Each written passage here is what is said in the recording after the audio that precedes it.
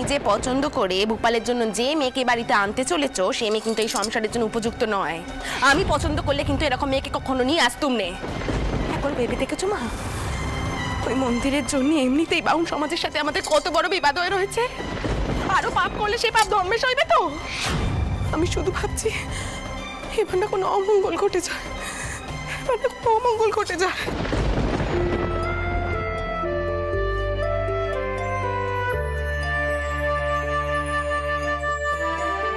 এরকম করে চলতে থাকলে আমি কখনো তো কিছু জিজ্ঞাসা করতে পারবো না। হ্যাঁ, তোমার উল্টো পাল্টা ভাবে টাকা খরচা করাটা আমি পছন্দ করিনি, কিন্তু তা বলে যে আমার কথায় তুমি তোমার মত পাল্টে ফেলো এমন তো নয়, তাই না?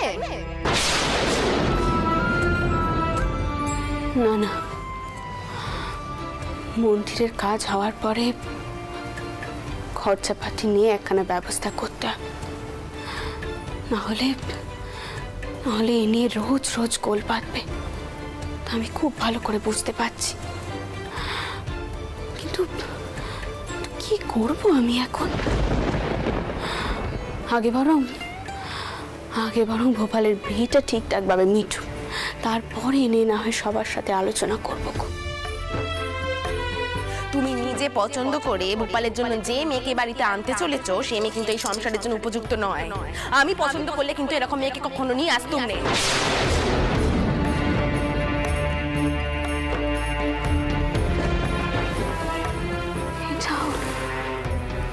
গোপাল আর পেশনের বিয়েখানা যেন নির্বিঘ্নে হয়, গোপাল আর পেশন্য যেন দুজনেই খুব সুখী হয়। এটাও তুমি দেখো,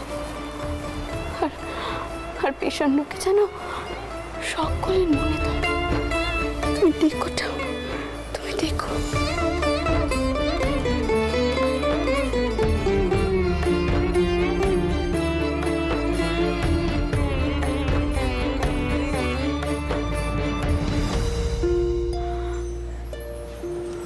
আমি যা সিদ্ধান্ত নিচ্ছি তা ঠিক তো? জানেন, সকলে আমার বিরোধিতা করছে। আমি যে মনোবল হারিয়ে ফেলছি।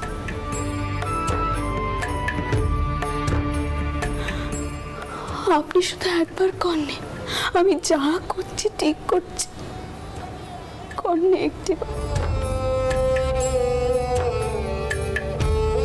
আপনার অভাবটা যে খুব বেশি করে বোধ করছি, এখন খুব বেশি করে বোধ করছি।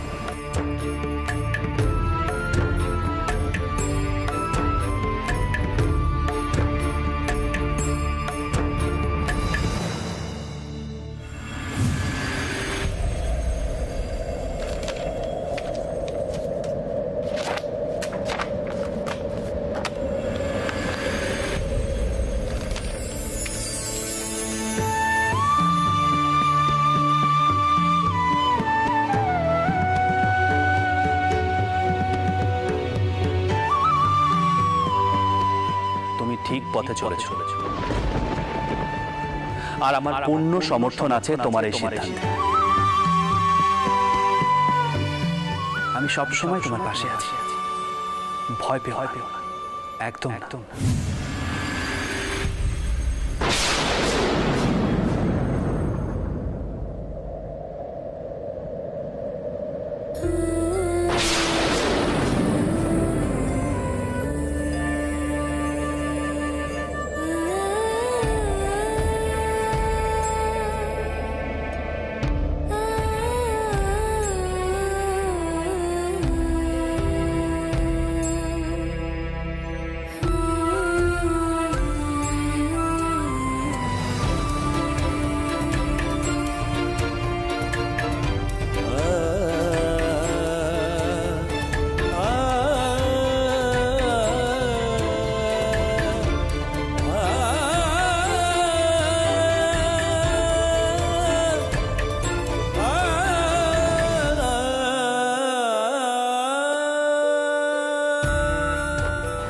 আপনি ভূপাল আর পেশন্যকে আশীর্বাদ করুন, ওদের সংসারও যেন আমাদের সংসারের মতো সুখের হয়। ওদের মধ্যেও যেন গরিব বড়লোক উঁচু নিচু এইসব বড় না হয়ে ওঠে। আশীর্বাদ করুন ওদের, আশীর্বাদ করুন।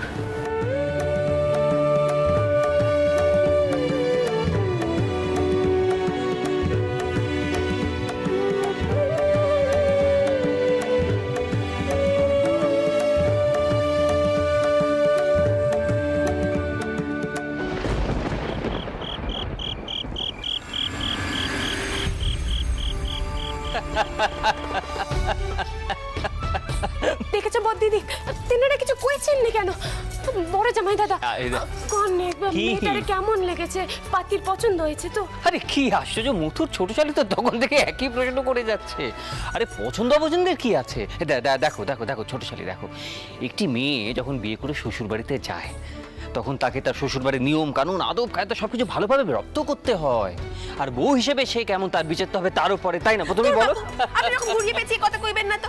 ছোটকুকি আপনাকে একটা প্রশ্ন করছে, আপনি সোজা কথা সোজাভাবে উত্তর দিতে পারছেন না।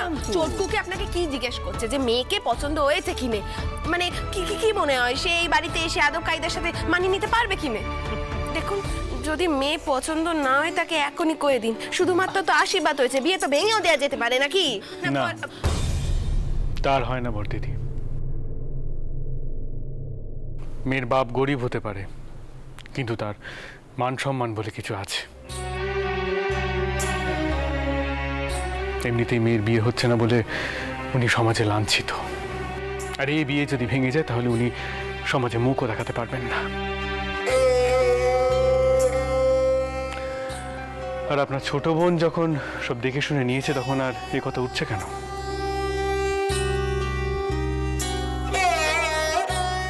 আপনাদের পাতির পছন্দ হয়নি নে, কি করেই পাওয়া হবে? কিন্তু মা যে কইল, শুনুন না, আমিও কইছি মেয়েটা না খুব সাদা সিধে সরল মনের, ওকে শুধু একটু গড়ে পিটে নিতে হবে, এই যা। দেখবেন ও ঠিক সময় মতো এবারই যোগ্য হয়ে উঠবে। মেয়ে পছন্দ হয়েছে কিনা এমন প্রশ্ন করছো কেন? তার মানে তোমার মনে আশঙ্কা রয়েছে? দেখো, আমি শুধু এটুকুই বলতে পারি যে স্বাভাবিকভাবে আমি হয়তো এই মেয়েটিকে বৌমা করে আনতুম না, কিন্তু তুমি আর মা যখন তাড়াহুড়োর মধ্যে এই সিদ্ধান্ত নিয়েছো তখন আমি এটাই বলবো, মনে কোনো শঙ্কা রেখো না। যে আসছে তাকে তাকে বরণ করে না, মেনে না। আরে মশাই, আমি ভাবছিলাম খুব বড় করে বিয়ে দেব না, নাহলে বিশ্বনাথ বাবু মানে বিআই মশাই হয়তো খারাপ লাগতে পারে, উনি সংকোচের মধ্যে থাকতে পারেন। তা আপনি কি বলেন এ বিষয়ে? কি বলেন আপনারা? আমি কি বলবো বলো তো মথুর, কি বলতে পারি আমি, তুমি বলো। এই যে মানুষকে তোমার সম্মান করাটা না মথুর, এটা আমার সত্যি বড় বড় ভালো লাগে। হ্যাঁ ভাই, আমি তোমার সাথে একমত। অতিরিক্ত আড়ম্বরের কোনো প্রয়োজন নেই, সাদাসিধেভাবে বিয়েটা হয়ে গেলেই তো হলো। তবে আমি বরং একটা কাজ করি বুঝলে, আমি ওই অতিথিশালায় ওনাদের জন্য একটা ঘর তৈরি রাখতে বলি। হ্যাঁ, এরপর কালকে সন্ধেবেলা একটা শুভ মুহূর্ত দেখে চারটে হাত যখন এক হয়ে যাবে, সেটাই তো ভালো, সেটাই তো পাওয়া।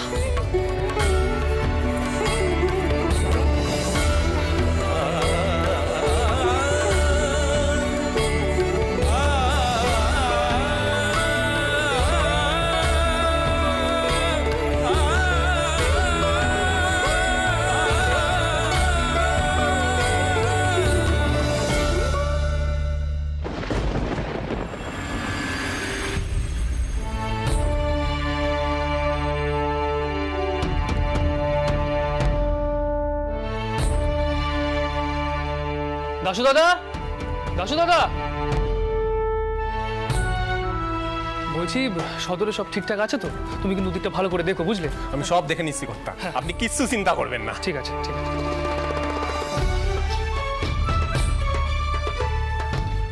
এ কি, এদিকটা এখনো সাজানো হয়নি তো?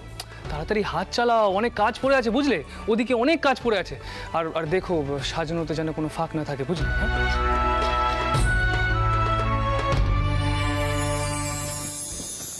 আচ্ছা সরকার মশাই, হ্যাঁ, বলুন। আপনি সবকিছু ভালো করে বুঝে নিয়েছেন তো? কোনো ভুল হলে কিন্তু চলবে না। আমি যা যা বললাম আপনার সব খেয়াল থাকবে তো? আরে তুমি এত চিন্তা করছো কেন? আমি তো আছি, আর তুমি আমার উপর সব ছেড়ে দাও। আচ্ছা সরকার মশাই, আমি যেটা বলছিলাম, হ্যাঁ, অতিথি আপ্যায়নে যেন কোনো ত্রুটি না হয়, কেমন? আর হ্যাঁ, আপনি ভালো করে দেখবেন যেন অতিথিশালার ঘরগুলো সব পরিষ্কার থাকে। আমি সব দেখবো, তুমি অত চিন্তা করো না, আমি তো রয়েছি।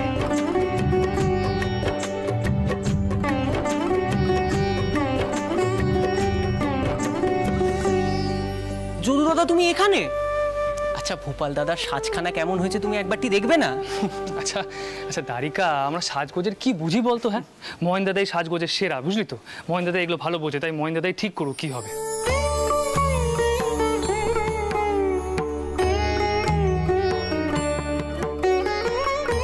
এই নাও শ্রীটা ধরো। চাপা দিদি, খেন্তি দিদি। যদু দাদা, মহেন দাদা বলছিল যে এই বিয়েটা এত তাড়াহুড়ো করে হচ্ছে বলে সে কোনো আমোদ প্রমোদের আয়োজন করতে পারেনি, তাই এই অনুষ্ঠানটা শেষ হলেই সেই বাড়িতে মোচ্ছব করবে, আর বাবা মশাই আর মেশোবাবুকে আমাদের রাজি করাতে হবে। এই মহেন দাদা কিনে না আমি আর পারি না।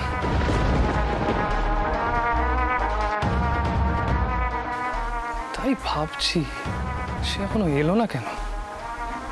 আচ্ছা আচ্ছা যাই হোক, দারিকা বলছি আমাদের পাত্র মশাইটি কোথায়? হ্যাঁ, সে কি এখনো ফুলবাবু সেজে ঘরে বসে আছে নাকি? না না, দিদমা তাকে ডেকেছে, সে সেখানেই গেছে। চাউরপো,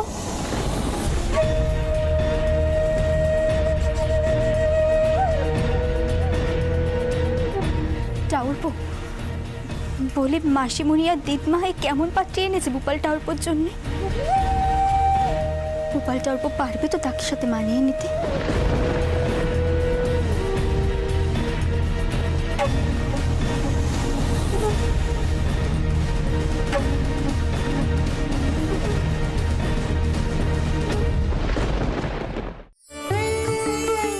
আর বাবা, এই তো বেশ লাগছে। জানিস তো গোপাল, আজকে করুণা থাকলে না ও খুব খুশি হতো।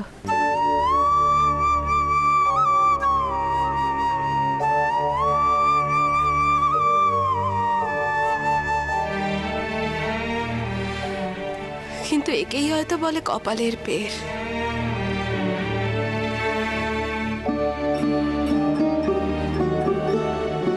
ও তোর মুখখানা অব্দি ঠিক মতো দেখে যেতে পারলো না, আর আজ তার সেই ব্যাটা এত বড় হয়ে বেড পিড়িতে বসতে চলেছে।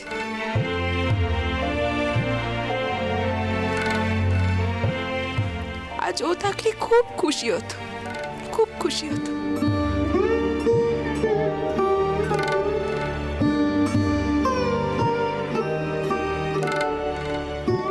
বড় মাসিমণি,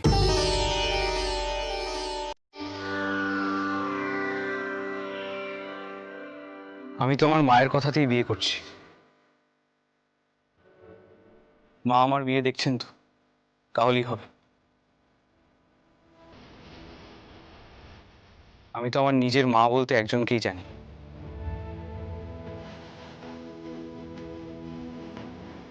কি হচ্ছে নাকি বুপা? এ তোমার কেমন কথার ধরন?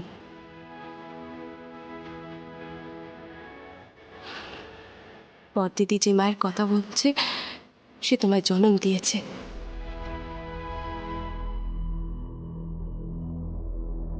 আর দয়া করে এভাবে কাট কাট করে কথা কওয়া বন্ধ করো। নতুন বউ আসছে বাড়িতে, সে যদি তোমাকে এভাবে কথা কইতে শোনে তাহলে কিন্তু সে ভয় পেয়ে যাবে। চলো।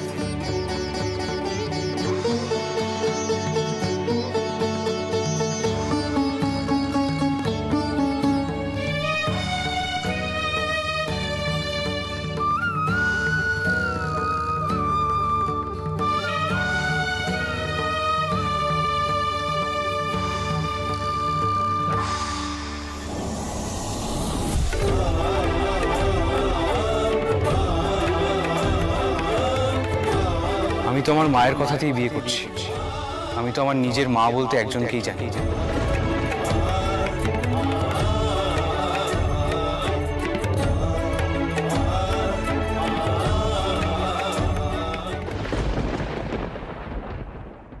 মা,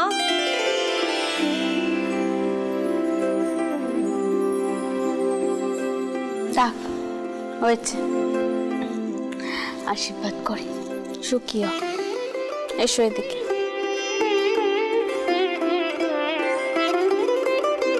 তোমার দামশাইকে পেন নাম করো।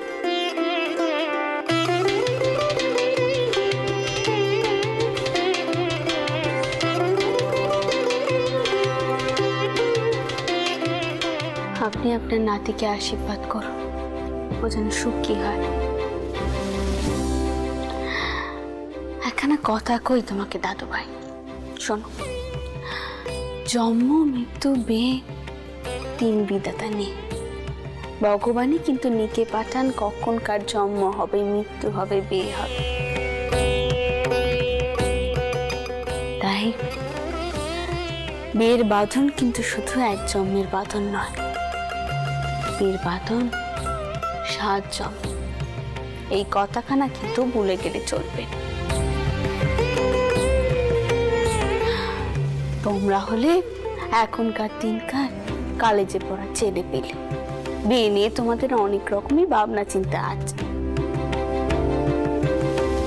তবে কি জানো, আজ থেকে অনেক বছর আগেও তোমাদের দামশাই তিনি কিন্তু লেখাপড়া জানতেন, ঝরঝর করে ইঞ্জিনিও বলতে পারতেন।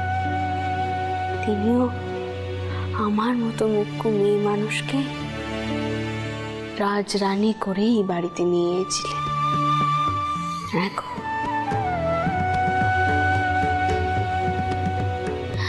আর দেখো আজ দিন আর কারবার তালুক মুলুক সবকিছুই কিন্তু আমি সামলাচ্ছি। এই সবই তিনার দেওয়া শিক্ষা।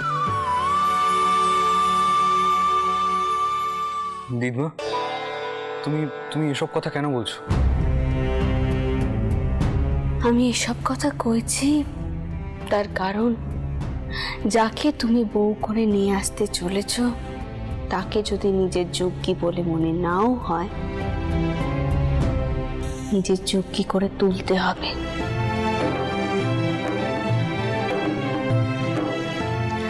তাকে কিন্তু নিজের মতো করে পিটে নিতে হবে। এ কিন্তু তোমারই কর্তব্য। এই কর্তব্য কখনো অবহেলা করবে না, কেমন?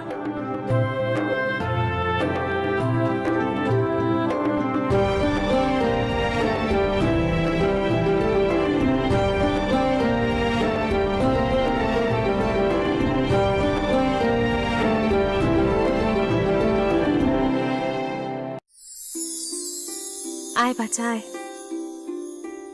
আপনি এখানে? গোপাল, বামাশাকে পেন নাম কর। থাক বাবা,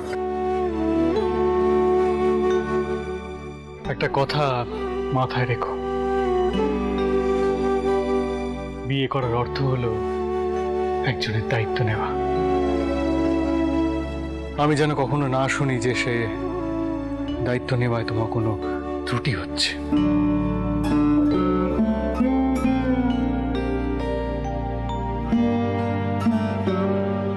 বিয়ের লগ্ন পুড়ে গেছে, ঠাকুরমশাই তারা দিচ্ছেন। যাও বাবা।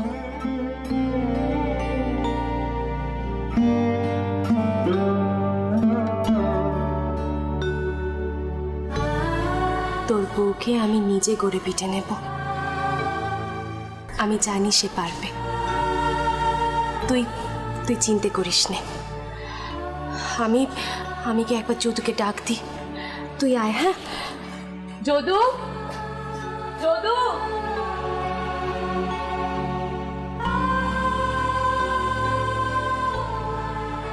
সবাই এভাবে আমাকে সাবধান করছে কেন?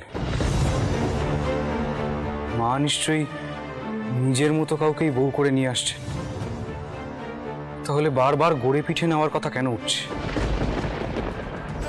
দিদমা, বাবা মশাই সবার মুখে একই কথা, কারণটা কি?